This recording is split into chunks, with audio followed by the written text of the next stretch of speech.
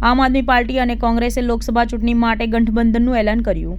આપ અને કોંગ્રેસ વચ્ચે લોકસભા ચૂંટણી માટે ગઠબંધનની જાહેરાત કરી છે। દિલ્હીમાં 4 બેઠક પર આપ જ્યારે 3 બેઠકો પર કોંગ્રેસ લડશે। આપ અને કોંગ્રેસ વચ્ચે લોકસભા ચૂંટણી માટે ગઠબંધન છે, તેમજ ગોવાની બંને બેઠકો પર કોંગ્રેસ જ લડશે ચૂંટણી। ગુજરાતમાં કોંગ્રેસ 24 અને આમ આદમી પાર્ટી 2 સીટ પરથી ચૂંટણી લડશે, જેમાં ભરૂચ અને ભાવનગરની સીટ પરથી આપ લડશે। એટલે કે જે લાંબા સમયથી ભરૂચ બેઠકને લઈને અહેમદ પટેલના પુત્રી મુમતાઝ પટેલ અને ફૈઝલ પટેલ ચૂંટણી લડવાનો દાવો કરતા હતા, તેના પર પૂર્ણ વિરામ લગાવી ગયું છે। ગોવામાં બંને બેઠકો પર કોંગ્રેસ જ ચૂંટણી લડશે। આ સિવાય હરિયાણાની 10 બેઠકોમાંથી 9 પર કોંગ્રેસ અને કુરુક્ષેત્રની 1 બેઠક પર આમ આદમી પાર્ટી ચૂંટણી લડશે, તો ચંદીગઢમાં કોંગ્રેસ જ ચૂંટણી લડશે। આ માટે હું કોંગ્રેસમાં નેતા અને પદાધિકારનો આભાર માનું છું। હવે આપણે સાથે મળીને ગુજરાતમાંથી તાનાશાહીને ભગાડવાનો વારો આવી ગયો છે। ભરૂચમાંથી ભાજપને હરાવીને અને એક નવા પ્રકારનો મેસેજ મળે તેવો મને વિશ્વાસ છે। ભરૂચમાં છેલ્લા ઘણા સમયથી કોંગ્રેસ પક્ષના કાર્યકર્તાઓ અને નેતાઓની લાગણી હતી કે તેમને આ ચૂંટણી લડવાની તક મળે। જ્યારે રાષ્ટ્રીય કક્ષા પરથી નિર્ણય લેવામાં આવે ત્યારે કાર્યકર્તાઓની ફરજ અને જવાબદારી છે કે રાષ્ટ્રીય નેતૃત્વની સાથે ઊભા રહે અને આખા દેશમાં ભરૂચ માટે આ નિર્ણય નથી કરાયો। ગોવા, દિલ્હી, હરિયાણા, પંજાબ એટલે દેશના અલગ અલગ રાજ્યોમાં સંયુક્ત ઉમેદવારો બાબતે નિર્ણય કરાયો છે।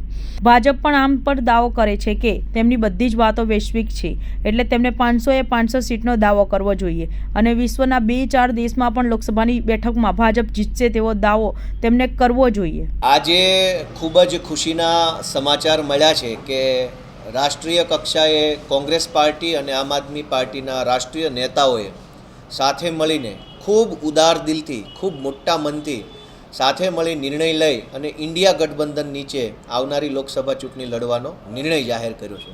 આ નિર્ણય અંતર્ગત ગુજરાતમાં ભરૂચ લોકસભા અને ભાવનગર લોકસભામાં આમ આદમી પાર્ટીના ઉમેદવારને સંયુક્ત ઉમેદવાર તરીકે સ્થાન મળ્યું છે। એ બદલ હું કોંગ્રેસ પાર્ટીના સૌ કાર્યકર્તા, નેતા, પદાધિકારી સૌનો આભાર માનું છું। સૌને વિનંતી કરું છું કે હવે સાથે મળી અને તાનાશાહોને ભગાડવાનો અને હરાવવાનો સમય આવી ગયો છે। ગુજરાતમાંથી જ આપણે ભાજપને હરાવીએ અને એમાંય ભરૂચમાંથી જ આપણે ભાજપને હરાવીએ એ આખા દેશની અંદર એક નવા પ્રકારનો મેસેજ આપશે એવી મને વિશ્વાસ છે। ભરૂચ સીટની વાત કરીએ તો તેમાં કદાવર નેતા કોંગ્રેસના રહ્યા છે, તેમને તેમના ફેમિલી પર ટિકિટ માગી છે, શું લાગે છે તમને તેમને લઈને નુકસાન થશે?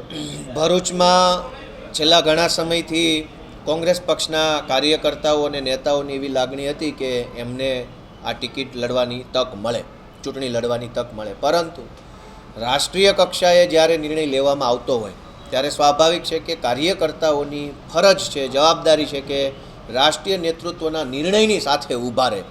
કેમ કે નિર્ણય જ્યારે લેવાયો છે ત્યારે માત્ર ભરૂચ, આખા દેશમાં માત્ર ભરૂચ સીટ પૂરતો નથી લેવાયો, ગોવાની અંદર લોકસભા માટે પણ લેવાયો છે, દિલ્હી માટે પણ લેવાયો છે, હરિયાણા માટે પણ લેવાયો છે, પંજાબ માટે, મતલબ કે દેશના અલગ અલગ અનેક રાજ્યોને સાથે મળવીને અનેક રાજ્યોની સીટો ઉપર સંયુક્ત નિર્ણય લેવાયો છે।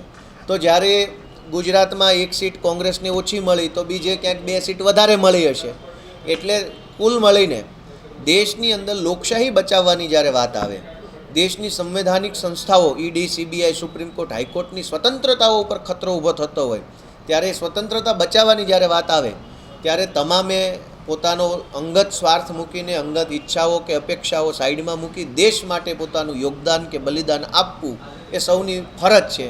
મને વિશ્વાસ છે કે આ ચૂંટણીમાં કોંગ્રેસ પક્ષના કાર્યકર્તાઓ અને આમ આદમી પક્ષના કાર્યકર્તાઓ દેશમાં લોકશાહી બચાવવા માટે અને તાનાશાહોને ભગાડવા માટે ખભે ખભો મિલાવી કામ કરશે અને ભાજપને ગુજરાતથી જ હરાવવાની શરૂઆત કરશે। ભાજપ સરકાર કહી રહી છે કે 400 સીટ લાવશે, દાવો કરી છે, કેટલું તમને લાગે છે દાવામાં તક છે? ભાજપવાળા 400 સીટો લાવવાનો દાવો કરે છે। આમ તો ભાજપવાળાનો એવો પણ દાવો છે કે તેઓ વિશ્વની કહેવાતી સૌથી મોટી પાર્ટી છે, વિશ્વનું કહેવાતું સૌથી મોટું સંગઠન છે, નરેન્દ્ર મોદી વિશ્વગુરુ બની ગયા છે, મતલબ એમની બધી જ વસ્તુ વૈશ્વિક છે, એ લોકોની તમામ બાબતો વૈશ્વિક છે। હવે આટલી મોટી વૈશ્વિક પાર્ટીનું વૈશ્વિક નેતા હોય તો દાવો 400 સીટોનો જ શું કામ કરો છો? 500 એ 542 સીટોનો દાવો કરી દેવો જોઈએ અને દુનિયાના બીજા 2-5 દેશોની લોકસભાની સીટોનો દાવો ભેગો કરી દેવો જોઈએ। તમે તો વિશ્વ નેતા છો, વૈશ્વિક પાર્ટી છો, આફ્રિકાની 50 સીટો પર દાવો કરી દેવો જોઈએ કે અહીં હવે ભાજપ જીતશે। એટલે આવા જૂઠા દાવાઓ, જૂઠી વાર્તાઓ કરી દેશને લૂંટવાનું, દેશના વેપારીઓને દબાવવાનું, ખેડૂતો ઉપર ગોળીઓ ચલાવવાનું અને બેરોજગાર ઉપર લાઠી ચલાવવાનું કામ ભાજપની પાર્ટી કરે છે. લોકો જાગી ગયા છે. આજે જનતા જે છે એ ઇન્ડિયા સાથે છે અને ભાજપ ઇન્ડિયાની વિરુદ્ધમાં છે. અંતે સત્યનો એટલે કે ઇન્ડિયાનો વિજય થશે. આપણું ભારત જીતશે, ભારતના લોકો જીતશે.